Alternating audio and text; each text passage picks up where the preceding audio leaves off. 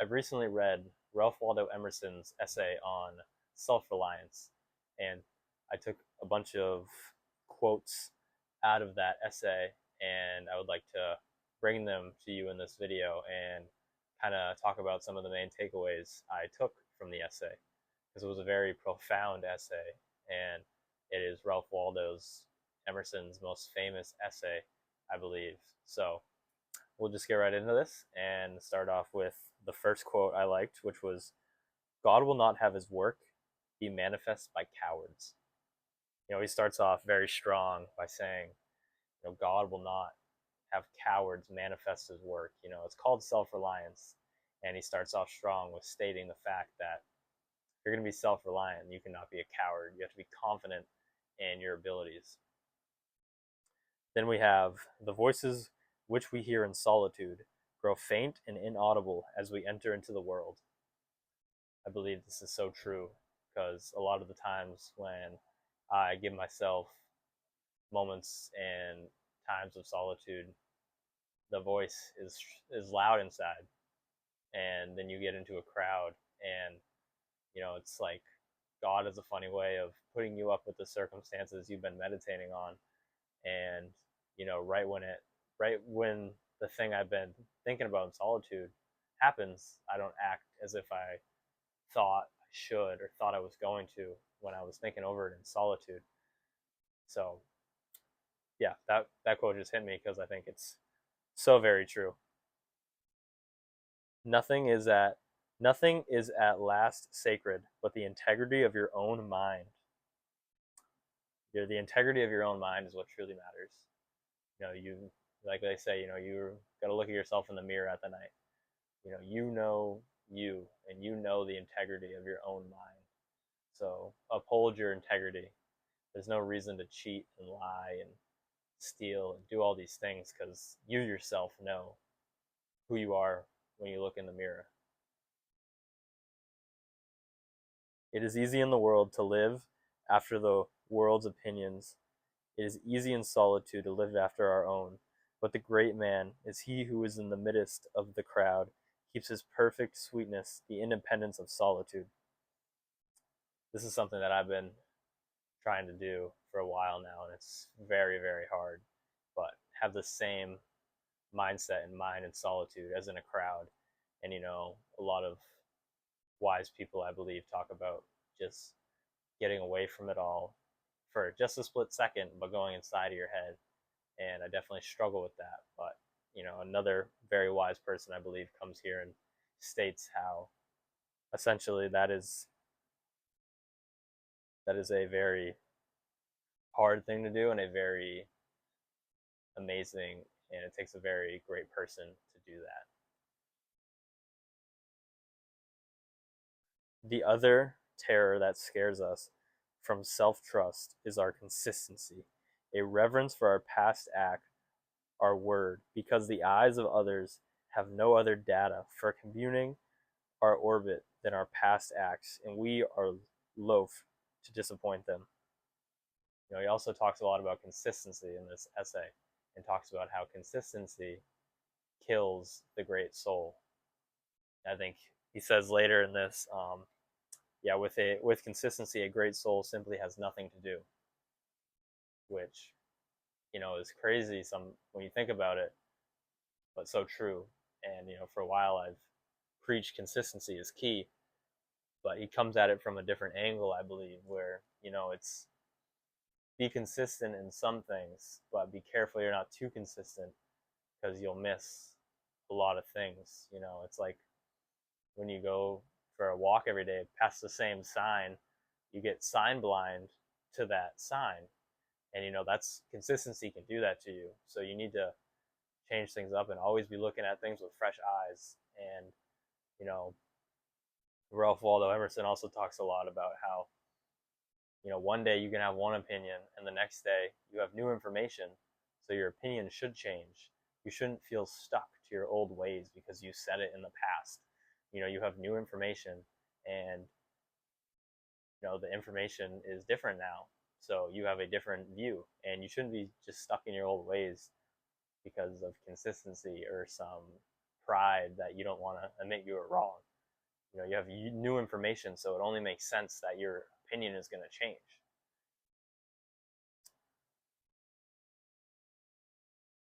The man must be so much that he must make all circumstances indifferent.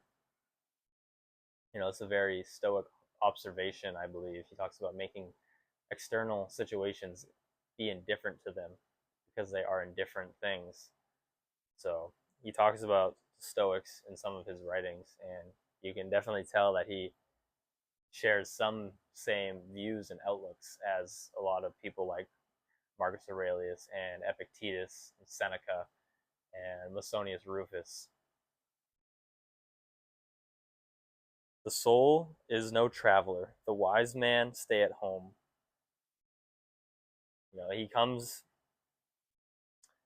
He starts talking about the traveler at the end of Self-Reliance, and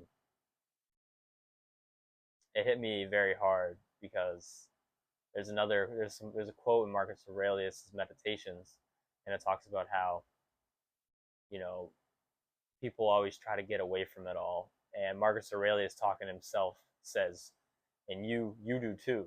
Marcus Aurelius wants to get away from it all, but then he talks about how foolish that is and how foolish those people are who just want to go travel and get away from it all. Because in reality, you can always get away from it all in your own head. You can always return internally and get away from whatever external situation is going on. And Ralph Waldo Emerson starts talking about this at the end of Self-Reliance. And the next quote I'm about to read is a very, very good one, I believe. And I contemplated it for a while after I read it. He who travels to be amused or to get somewhat He who travels to be amused or to get somewhat which he does not carry travels away from himself and grows old even in youth among old things. Well, first off, I was wrong. That is not the quote that I thought it was, but that was still a great one, and so true. So true. You're just traveling away from yourself. What are you traveling for? Really think about why you want to travel. He also says in this, I didn't have any quotes of it, but he talks about how traveling for creativity and certain needs are okay. He doesn't say all traveling is stupid and should never be done, but he says, the people who just want to travel just because, he says these are fools and they're just trying to get away from themselves. Wherever you go, there you are.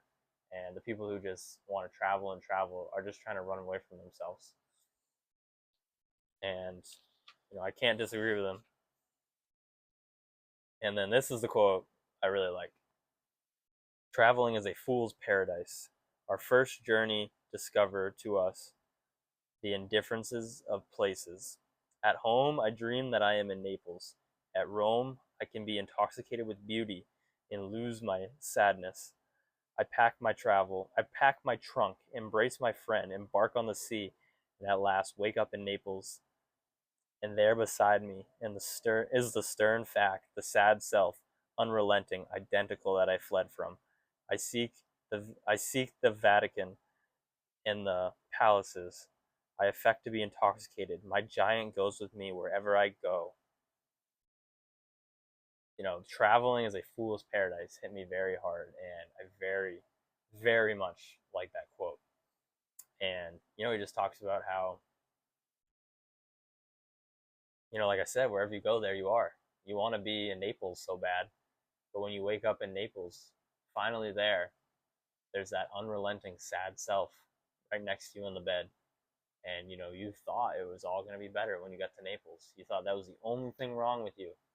The only thing wrong was that you weren't in this place. You didn't see this thing yet. And then after that, it would be all perfect. But you didn't realize that it had nothing to do with your sadness. And from you trying to get there, you didn't defeat your sadness at all. You didn't work on your inner self at all. You just reached externally for peace. And that's a fool's idea of peace, is in external situations, something so fleeting and so not in your control. So yeah, I really, really enjoyed that one. Then he says, insist on yourself. Never imitate. Your own gift. You can present every moment with the cumulative force of a whole life's cultivation, but of the adopted talent of another you have only an extempore, only a half possession. I can't say that word, so I'm not even gonna try. But a half possession. Um, this goes back to there's only one of you, and if you ever try to be somebody else, you ever try to imitate somebody else, at best you're gonna be second best. And in this, he says you're at half. If you try to be that person over there, you're cutting yourself in half. You have divine, amazing gifts that you can give forward to the world and show them your innovative thought and things that no one else can do, you can do. And when you try to imitate somebody, then you're selling yourself short and you'll never be the best at it because someone else is already doing what they do and they're them. You can't be better at being somebody than the person themselves. I mean, that's obvious. I don't need to explain that, I believe. But yeah, it's just another amazing quote that I really like. Insist on yourself, never imitate. Just be yourself. Just be yourself. There's no reason to try to imitate anybody. It's not worth it. And, you should love yourself and love everything about you. Just be you. Why not? Do that which is assigned to you, and you cannot hope too much or dare too much. He adds on to that point, and if you do what is assigned to you, then you can't hope or dare too much. But if you're doing something, trying to be somebody else, doing something that was assigned to them, you can dare too much and you can hope too much. All men plumb themselves on the improvement of society, and no man improves. This is one that I've thought about a lot throughout my life, and it's so prevalent in our world today, I believe. You see everyone trying to point fingers and trying to improve society and improve politics and improve all these things, but behind closed doors their life is a mess and they don't have it together.